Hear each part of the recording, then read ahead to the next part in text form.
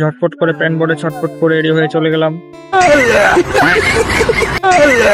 আর এখানে আমার সাথে একই হয়ে গেল, বয়সে শুধু হাত পিকটা আপডাউন করতেছে। তারপরে আমরা গেলাম কিছু খেতে, খাওয়া দাওয়ার পর তারপরে আমরা আমাদের গাড়িটাকে নিয়ে গেলাম মডিফাই করতে।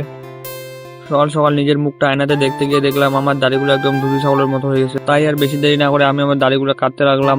আর তখন এই হট করে আমার মোবাইলে ফোন আসলো, আর ফোন তোলার পরে আমার এক বন্ধু বললো চল গিয়ে ঘুরে আসি। তাই আর বেশি দেরি না করে আমি আমাদের কোয়াপারে গিয়ে ঝটপট করে ঠান্ডা করে চটপট করে রেডি হওয়ার জন্য চলে গেলাম। আর এখানে এসে আমি তো আমার জাঙ্গাটা খুঁজে পাচ্ছিলাম। তারপর দেখতে পেলাম ভাইয়ের হাফ প্যান্ট, ওর হাফ প্যান্ট মানে তো আমার জাঙ্গা প্যান্ট। আর এদিকে আমি আমার মা কিনে দেওয়া গেঞ্জি আর প্যান্ট পরে নিলাম। তোমরা তো জানো মা কিনে দিলে কিরকম হয়। আর আমার মা বলেছিল এগুলো আরো 2-3 বছর চলে যাবে। তারপরে হালকা করে মুখে আটা ময়দা মেখে আমি বের হয়ে গেলাম, কারণ আমার বন্ধু বাইরে বেচারা অনেকক্ষণ ধরে দাঁড়িয়ে আছে। তাই আমি তার গাড়িতে চেপে উঠলাম, আর এখন আমরা যাওয়ার উদ্দেশ্যে বের হয়ে গেলাম। কিন্তু যেতে হলে তো গাড়িতে তেল লাগবে, তাই একটা পেট্রোল পাম্পে ঢুকে এখানে 20 টাকা দিয়ে ফুল ট্যাঙ্কি করে নিলাম। তারপরে আমরা বের হয়ে গেলাম সেখান থেকে যাওয়ার জন্য। আর যেতে যেতে হট করে আসতে আমাদের গাড়ির সামনে আমার দাদি চলে আসলো। কিন্তু না, এর থেকে আমার দাদি একটু বেশি ফর্সা ছিল। আর এগুলো দিয়ে আমার কিছু কথা মনে পড়ে গেলো। যখন ছোট ছিলাম তখন প্রতিদিন এগুলো বাড়ি থেকে 6-7 কিলোমিটার দূরে সাইকেল ধরে এগুলো দেখতে আসতাম।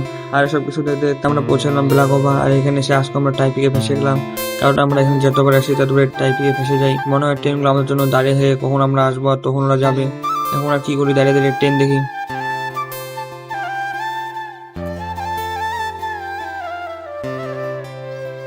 আর আমরা এখন উপরে চলে এলাম। আর এখানে আসার সাথে সাথে আমরা ফটো তুলতে ব্যস্ত হয়ে গেলাম, কারণ আমরা যেখানে যাই সেখানে শুধু ফটো তুলতে থাকি। আর এদিকে আমার ক্যামেরাম্যান বলে 2-1টা পোস্ট দিয়ে, তাই আমি 2-1টা খাতা পোস্ট দিয়ে দিলাম। তারপর ফটো তোলার পর আমরা যেতে লাগলাম উপরে। আর এইটুকু উঠতে উঠতে আমার পুরো দম বার হয়ে যাচ্ছিল, মনে হচ্ছিল নর্থ সিকিমের পাহাড়ে উঠেছিলাম। তো গ্যাস তারপর এখানে কোনোগুলো উঠে নিলাম। আর তারপর দেখলাম হট করে আমার নিচ দিয়ে ট্রেন যাচ্ছে, আর ট্রেনের স্পিডে তো উপরটা পুরো কাঁপিয়ে দিল। আর সেই ভয়ে তো আমার হাত পিকটা শুধু আপ ডাউন করতেছে। তাই আমি শক্ত করে পুরো গেলটাকে ধরেছিলাম। আর তারপর কোনো রকম করে ট্রেনটা ফেসে গেল আর আমারও জিপটা আসলো। তাই আমি ভাবলাম এখানে থাকা আমার জন্য সুরক্ষিত নয়, তাই আমি নিচে নেমে এলাম। আর নামার সময় এটা এতটা ঠেলো ছিল, মনে হয় পা থেকে পড়ে যাচ্ছিলাম। আর এদিকে আমরা বাড়ি থেকে কিছু খেয়ে আসিনি, আমাদের প্রচুর খিদা পেয়ে গেছে, তাই ভাবলাম কিছু খাওয়া যাক। তারপরে আমরা এখানে একটা দোকানে ঢুকে দুজনে সিংড়া আর চাটনি নিয়ে নিলাম। আর আমার এতটা খিদা পেয়েছে কি আর বলবো, পুরো সিংড়া চাটনি ছেটে মুটে খেয়ে নিলাম। তারপর নিয়ে নিলাম 2টা দই, একটা আমার জন্য আর একটা আমার ক্যামেরাম্যানের জন্য। আর এতটা খিদা পেয়েছে কি আর বলবো, দইটা পুরো আকাশের মতো খেতে লাগলাম। আর তোমরা এখন পর্যন্ত যারা আমার চ্যানেলটাকে সাবস্ক্রাইব করনি, ভিডিওটা লাইক দিয়ে চ্যানেলটাকে সাবস্ক্রাইব করে দিও আর ভিডিওটা শেয়ার করে দিও। আর এদিকে আমরা আমাদের গাড়িটাকে মডিফাই করার জন্য একটা গ্যারেজে ঢুকিয়ে দিলাম। আর তেমন বেশি ছিল না, শুধু চার মধ্যে একটু স্টিয়ার লাগানো ছিল। আর এমনিতে এত গরম, তাই ভাবলাম এই গরমে আরো গরম কিছু খাওয়া যাক। তাই আমি একটা দোকানে গিয়ে একটা মাজা একটা জলের বোতল নিয়ে নিলাম। তারপরে টোটো এসে বসে আমি এখানে মাজা খাই। আর এদিকে আমাদের গাড়ির কাজ চলতেছে। এইদিকে আমি আরো ঠান্ডা খেতে লাগলাম, কারণ যে গরম দিয়েছে এই গরমে আমার পুকটির টান টান হয়ে যাচ্ছে।